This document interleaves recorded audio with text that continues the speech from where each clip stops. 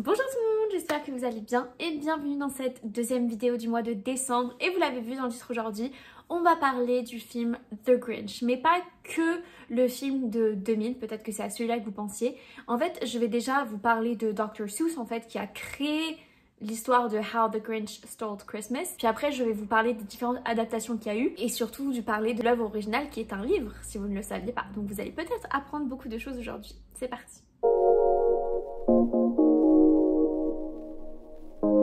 Donc déjà, parlons du créateur Dr. Seuss qui s'appelait Theodore Seuss Geisel, mais j'ai appris qu'en fait, on a toujours dit Dr. Seuss, mais en fait, ça se prononce Seuss, parce que c'est allemand en fait, c'était le nom de famille de sa mère. Donc en fait, tous les Américains, moi par la suite, on a prononcé ça Dr. Seuss, alors qu'en fait, ça devrait être Dr. Seuss. Mais vu que tout le monde l'appelait Seuss, il a accepté, il a dit ok, bon bah c'est bon, c'est comme ça quoi. Mais il fallait quand même que je le dise. Theodore, il est très connu aux États-Unis justement parce qu'il a écrit beaucoup de livres pour enfants. Donc je sais pas si en France il est trop connu. Moi je sais que vu que j'ai été dans une école américaine quand j'ai vécu en Pologne, bah je connaissais quand même Dr. Seuss et j'avais lu pas mal de ses œuvres. Donc je sais quand même qui il est. Et du coup il est très connu pour ses livres pour enfants comme je l'ai dit, où il y a beaucoup de rimes. Et il est tellement connu que certaines de ses œuvres ont donné lieu à des films. C'est un peu ce dont on va parler aujourd'hui, mais ça a aussi donné lieu à des adaptations sur Broadway comme The Cat in the Hat. Et il a même son propre univers au Universal Studios. Et quand j'ai été à Orlando avec ma sœur, j'ai été à Universal Studios et j'ai vu du coup en effet l'univers un peu de Dr. Seuss et c'est trop bien fait, c'est trop mignon. Et j'aurais tellement voulu y aller à la période de Noël pour voir le Grinch parce que je vois tout le temps à la période de Noël des vidéos des acteurs entre guillemets dans le costume de The Grinch dans le parc et ils sont tellement bien castés, enfin genre ils font le Grinch à la perfection et j'aurais tellement voulu le rencontrer. Bref, donc Theodore, il est né en 1904 et quand il était petit, son activité préférée c'était d'aller au zoo et de dessiner les animaux. Et c'est un peu comme ça que tout a commencé et heureusement lui il avait des parents qui l'encourageaient beaucoup dans cette carrière, dans cette voie, il l'autorisaient à dessiner sur les murs même. En grandissant il va faire ses études à l'université de Dartmouth et il va travailler dans le journal de l'université. À la fin de son cursus universitaire, il va même être directeur de ce journal, sauf qu'il va se faire virer parce que le directeur de l'université va le choper complètement bourré et donc il va lui dire bon bah je te retire ton poste. Mais il va quand même participer à l'écriture du journal en secret sous le nom de Dr. Seuss. Après avoir obtenu son diplôme, il va déménager en Angleterre pour aller travailler dans les écoles d'Oxford. Parce qu'avant, je pensais que l'université d'Oxford, c'était une université, mais pour y avoir été il y a 1 an et demi maintenant, j'ai découvert qu'en fait, c'est pas, quand on dit université d'Oxford, on parle pas d'une université, mais on parle en fait de plusieurs universités. Et donc bref, il aura déménagé là-bas pour y être en tant que professeur, sauf qu'il va pas y rester longtemps parce qu'il va rencontrer sa future femme, Ellen Palmer, et elle va vachement l'encourager à continuer une carrière dans le dessin parce que c'est vraiment ça qui le faisait vibrer. Donc il va rester 1 année à Oxford et après il va retourner à New York pour travailler pour un magazine. Hélène, quant à elle, elle finira ses études à Oxford et après elle le rejoindra pour qu'ils se marient ensemble. Bref, donc à savoir que Theodore, dans son contrat avec le magazine, il n'avait pas le droit à côté de faire des dessins, de faire des comics, des caricatures pour adultes parce que du coup ce serait vu comme de la concurrence, comme de la compétition par rapport à ce qu'il faisait dans le magazine.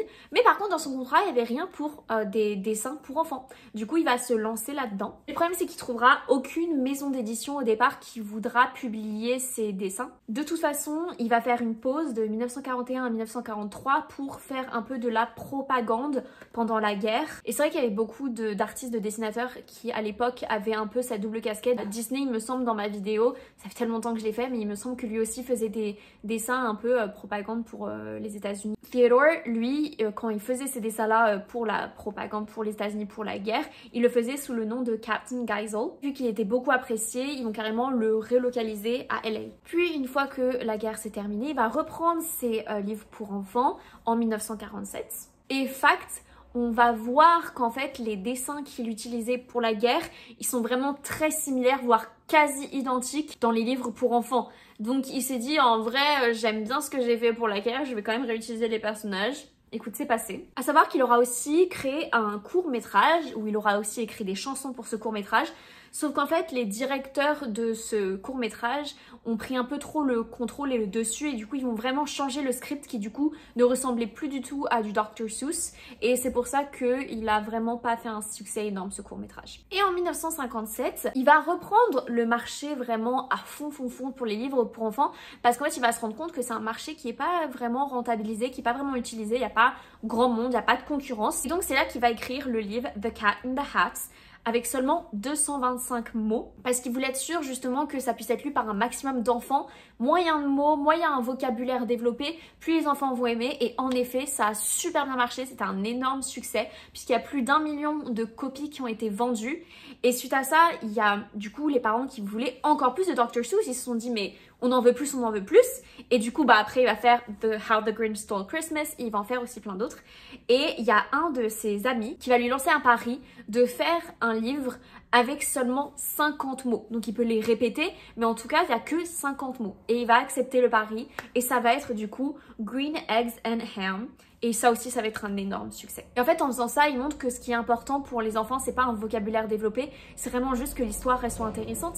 Et tu peux faire ça même avec que quelques mots. Et du coup, grâce à ça, il aura vraiment donné envie à beaucoup d'enfants de lire. Là où des fois, quand on leur fout des gros romans, des gros pavés, bah, ça peut en dégoûter certains. Et c'est une bonne technique pour donner envie aux enfants de lire, même si bon là, on parle pas de la même chose, hein. C'est des catégories différentes. Évidemment, les romans, c'est une catégorie à part entière. Et quand tu grandis, tu peux pas juste continuer à lire du Dr. Seuss. Enfin, tu peux, hein. Mais c'est une bonne manière de l'introduire en tout cas. Et fact que j'ai trouvé trop drôle, c'est qu'en fait, Theodore, lui, il a jamais trop aimé les enfants en plus. Genre, c'était pas trop son truc. Il était toujours mal à l'aise quand il était avec des enfants.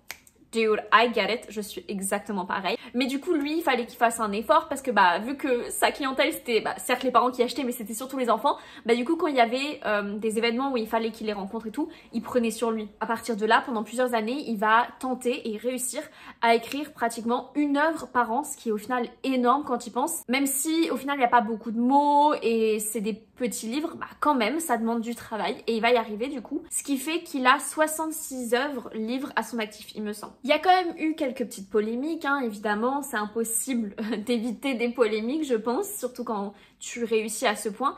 Et du coup, dans les années 90, il a été critiqué parce que ses personnages principaux étaient majoritairement masculins. Et les seuls personnages féminins qu'il avait, ils étaient secondaires, voire ils parlaient même pas. Et sauf que lui, il va répondre à cette polémique en disant que la plupart de ses personnages sont des animaux. Donc en fait, leur sexe, il n'est pas vraiment déterminé. Et une autre polémique beaucoup plus récente qu'il y a eu, c'était en 2021. Donc en fait, il y a 6 de ses œuvres qui ont été cancel.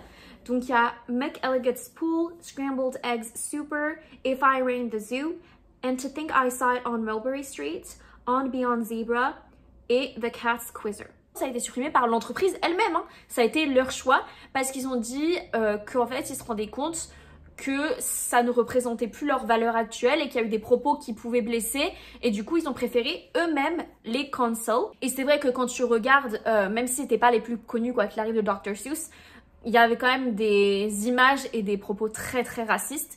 Donc au final, l'idée derrière, elle était totalement légitime.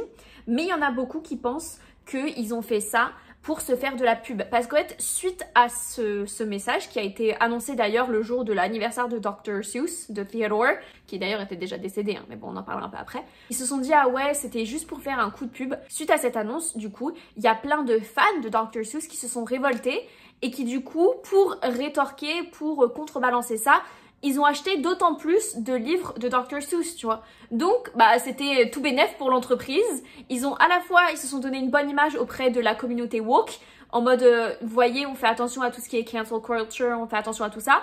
Et à la fois, t'as les autres fans qui du coup étaient pas contents de la cancel culture, qui ont contrebalancé en achetant beaucoup de livres. Donc, est-ce que c'était un coup monté ou est-ce que c'était un coup de chance? Je sais pas. En tout cas, c'est vrai que certaines de ses œuvres, au début, elles étaient un peu problématiques, parce que c'était une autre époque, mais pour sa défense, il a cherché quand même en vieillissant, en grandissant, il a évolué avec son temps, il a quand même cherché à s'améliorer, à faire mieux, et il a créé des œuvres qui étaient un peu plus inclusives. Et on repasse un peu au niveau sentimental, parce que je vous ai pas reparlé de Ellen, mais du coup, ils se sont en effet mariée, sauf qu'elle est tombée gravement malade. Je me rappelle plus le nom de la maladie, mais c'est une maladie très rare et qui est quasi incurable, même encore aujourd'hui, où en fait en gros elle s'est retrouvée mobilisée, paralysée, et elle était obligée d'être allongée dans un tube en métal sous peine de mourir si elle quittait ce tube. Et donc elle va mettre beaucoup de temps à s'en remettre. Petit à petit, avec de la rééducation, elle va réussir à retrouver un peu de mobilité, mais c'est pas du tout la même chose qu'elle avait avant. En plus, on va lui annoncer qu'elle a un cancer.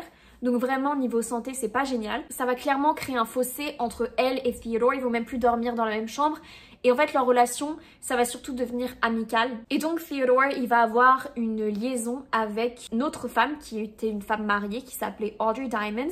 Et c'était en plus une amie du couple à la base. Mais Theodore, il avait absolument pas pour projet de divorcer avec Hélène, surtout vu dans la situation dans laquelle elle était. Sauf que quelques années plus tard, Hélène, elle va apprendre justement que Theodore avait une liaison avec une autre femme. Et elle va complètement paniquer parce qu'elle avait peur qu'il la quitte et qu'elle se retrouve toute seule et elle se voyait pas refaire sa vie à cet âge-là, dans l'état dans lequel elle était. Et donc, elle va décider de se suicider en 1967. Et donc suite à ça, évidemment, Theodore, il va se sentir extrêmement coupable et il va vraiment pas être bien. Mais il va quand même assez vite s'en remettre puisque un an plus tard, il va se marier avec Audrey qui, elle aussi de son côté, aura divorcé. Audrey, elle avait déjà 2 filles avec son ex-mari et les 2 filles n'ont pas du tout accepté le divorce et du coup, Audrey, elle va les envoyer en pension. Super comme parenting, mais bon, whatever. Et donc suite à ça, le couple justement, il était très mal vu de la société. Ils ont perdu beaucoup d'amis parce qu'ils ont été jugés et critiqués pour ce qu'ils ont fait. Mais ils sont quand même restés ensemble jusqu'à la fin. En 1984, Theodore, il va remporter un Pulitzer pour ses œuvres pour enfants. Et en 1991, il va du coup mourir d'un cancer de la langue puisqu'il fumait depuis très longtemps. Et du coup, c'est Audrey qui va prendre contrôle de l'entreprise et elle va autoriser beaucoup de ventes de produits dérivés et d'adaptations dans des films, alors que c'était pas forcément le souhait de Theodore quand il était encore vivant. Sauf qu'Audrey, elle va dire si Theodore il était vivant, il aurait évolué avec son temps, il aurait compris que si tu veux que Dr. Seuss il reste encore d'actualité, qui reste encore en vie, et il faut évoluer avec son temps. Et donc ça veut dire produits dérivés, ça veut dire film d'adaptation. Donc c'est comme ça qu'elle a un peu justifié ses choix. Bref, voilà, c'était la petite aparté sur Theodore, sur Dr. Seuss. Je trouvais ça quand même important de parler de lui parce que c'est quand même lui qui a créé tout ça. The Grinch, il est pas tombé de nulle part. Et puis ça restait quand même un écrivain, comme je vous ai dit, super connu aux États-Unis. Donc je trouve ça normal de faire une petite aparté sur lui. Mais maintenant, concentrons-nous sur How the Grinch Stole Christmas. Parce que oui, du coup là je vais vous parler de l'œuvre du livre et après des adaptations qu'il y a eu par la suite. Donc il y a l'adaptation en dessin animé de 1966, l'adaptation en film que je pense que vous connaissez tous, c'est peut-être pour ça que vous êtes là, de 2000, et aussi l'adaptation en animation de 2018. Commençons par du coup le début. Il va écrire, comme je vous ai dit, How the Grinch Stole Christmas en 1957. Et il faut savoir que le personnage du Grinch, il est un peu basé sur lui parce que sa fille, j'allais dire adoptive, mais je crois que c'est plutôt sa belle-fille, je sais pas si ça se dit comme ça, mais en gros, elle a expliqué que quand il était dans ses bons jours, qu'il était agréable, il ressemblait beaucoup au personnage du Cat in the Hat. Par contre, quand il était dans ses mauvais jours et qu'il était désagréable, il ressemblait beaucoup au Grinch. Et en plus, dans le livre, il y a marqué que le Grinch, il a dû supporter depuis 53 années les Who qui célèbrent Noël et que ça le fait chier. Et à ce moment-là, Theodore, il avait 53 ans, donc ça coïncidait. Mais donc parlons du dessin animé qui a été créé en 1966. C'est la première adaptation qu'on aura de How the Grinch Stole Christmas. Et c'est aussi la plus connue et c'est celle qui reste beaucoup en tête en tout cas dans la tête de beaucoup d'Américains, c'est vraiment celle-là. Enfin, je veux dire, je pense qu'on a tous vu le passage du Grinch qui sourit hyper grand, enfin je veux dire c'est iconique. Et du coup ce qu'il faut savoir c'est que pour cette animation, la couleur verte elle a été choisie par le directeur Chuck Jones et a été validée par Theodore évidemment, mais parce que dans le livre original de How the Grinch Stole Christmas, il était tout blanc avec des yeux roses. Et ça s'explique parce qu'à l'époque, les couleurs ça coûtait hyper cher, donc pour faire économiser de l'argent en maison d'édition, Theodore quand il faisait ses livres, il mettait vraiment que 4 couleurs max et ça c'est si tu comptes le noir dedans quoi. Et c'est fou de se dire que on peut pas voir The Grinch autrement qu'en vert, enfin je veux dire c'est pour ça que je me suis habillée en vert, mais du coup c'est fou de se dire qu'avant 1966 il était blanc.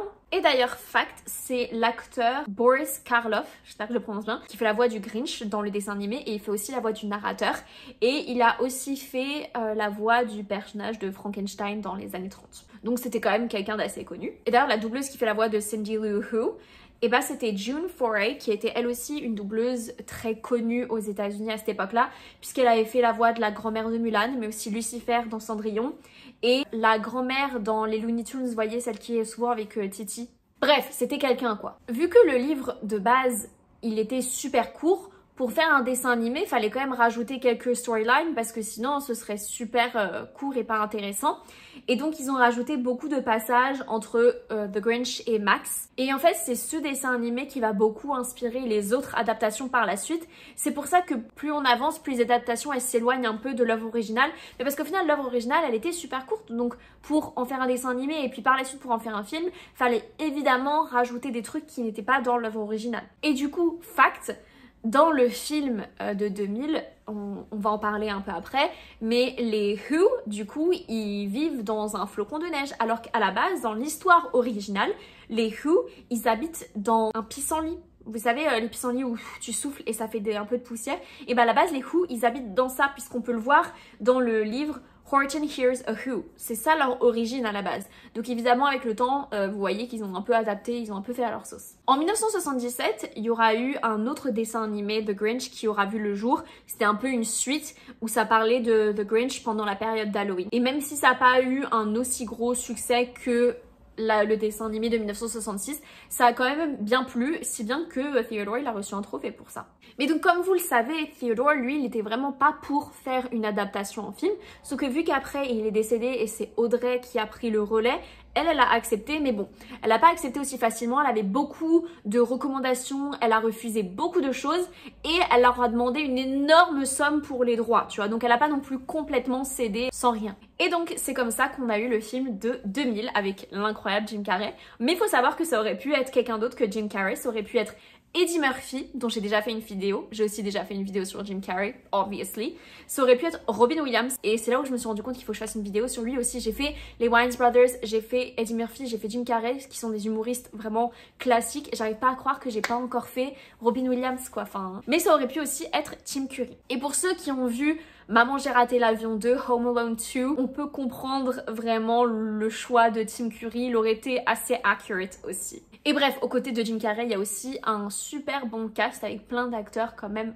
connus. Et on commence par un petit fact, les poils qu'il y a sur le Grinch, sur le masque du Grinch, c'est des poils de yak qui ont été teints en vert et qui ont été posés à la main. Donc je ne vais pas vous dire combien de temps ça a mis quoi. Et d'ailleurs, pour poser ce maquillage et pour tout le costume en fait du Grinch, Jim Carrey, la première fois, il a dû attendre 8 heures sur son siège pour que tout soit mis et du coup il a complètement pété un câble parce qu'il n'était pas patient et il a été insupportable avec certains maquilleurs et du coup l'équipe ils ont engagé un coach, un agent pour l'apprendre à gérer ses émotions et à se contrôler. Ils vont aussi lui encourager à fumer d'ailleurs.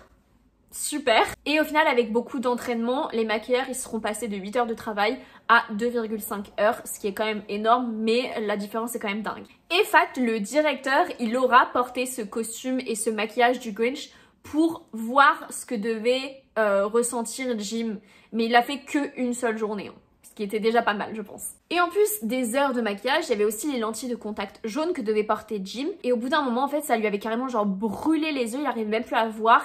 Et donc, la direction l'a autorisé à ne plus les porter. Et c'est en post-production qu'ils ont rajouté le jaune à ses yeux. Mais en vrai, j'adore Jim, hein. Mais c'était pas le seul à souffrir puisque tous les autres acteurs qui jouaient les Who, eux aussi, ils avaient beaucoup de maquillage à porter pour faire le nez. Ils avaient beaucoup de prothèses et eux aussi devaient supporter 3 heures de maquillage. Sachant qu'en plus, apparemment, l'odeur était insupportable, que des fois, limite, ils mettaient des trucs pour se boucher le nez tellement c'était invivable. Et en plus, la colle, ça leur créait des réactions, ça les irritait la peau. Donc au final, c'était un peu la merde pour tout le monde finalement. Et fact, si Taylor Momsen, qui du coup joue Cindy Lou Who, elle a pas le nez comme les autres Who, c'est juste parce qu'en fait, Taylor, elle était beaucoup trop jeune et au niveau de la loi, c'était interdit qu'elle porte une prothèse de maquillage.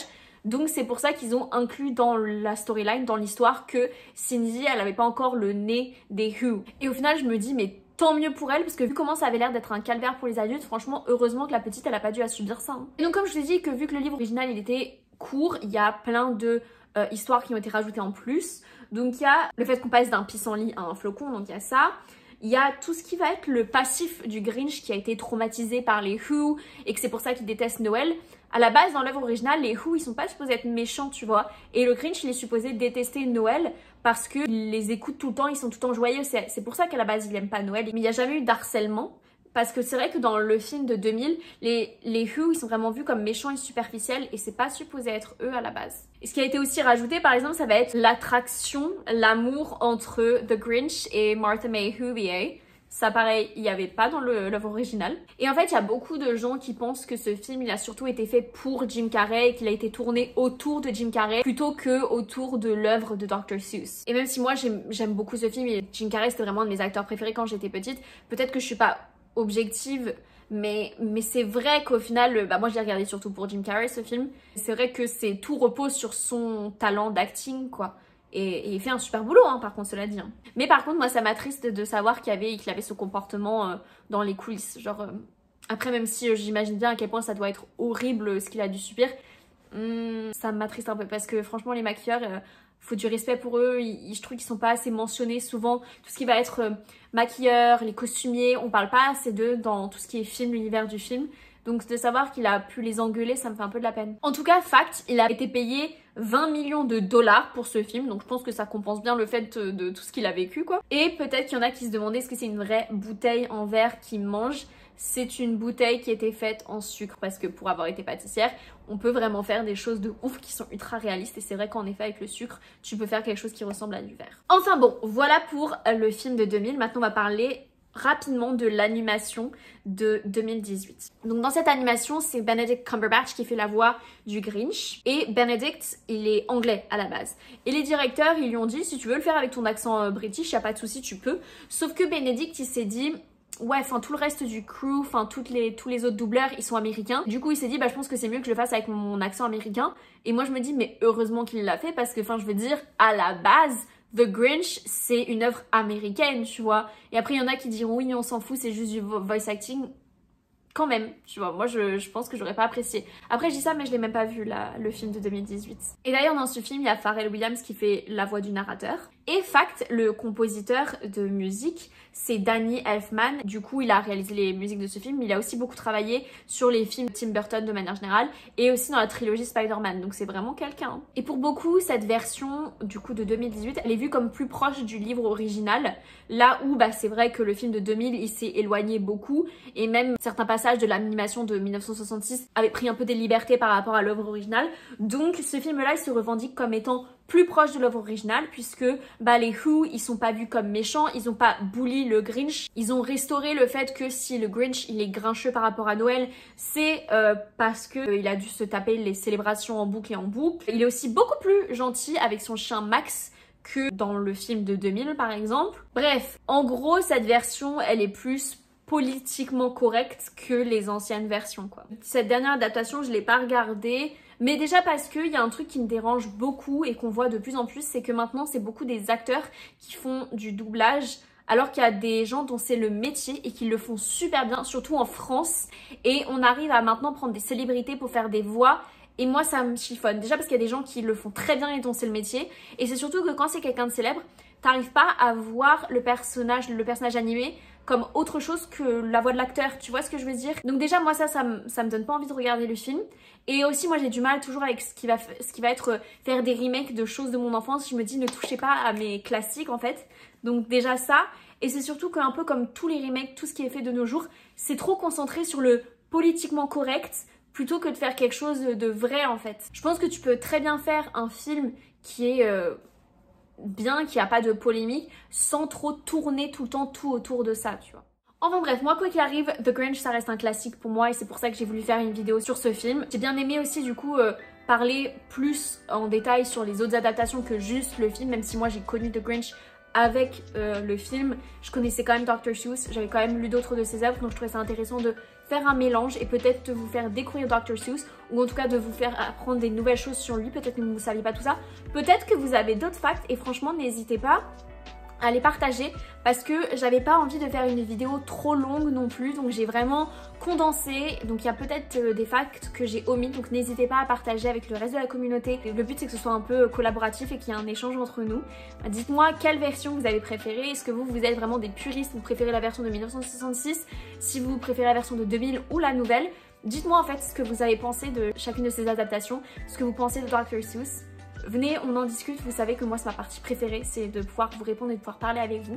En tout cas, j'espère que cette vidéo vous a plu. Si c'est le cas, je vous invite à l'aimer, je vous invite à me suivre et à activer la petite cloche parce que le mois de décembre n'est pas terminé. Donc il y a d'autres vidéos sur le thème un peu des fêtes de fin d'année, de Noël qui arrivent, des films de Noël. Donc vraiment, ne les loupez pas. Et moi je vous dis du coup à la semaine prochaine pour une nouvelle vidéo. Bye!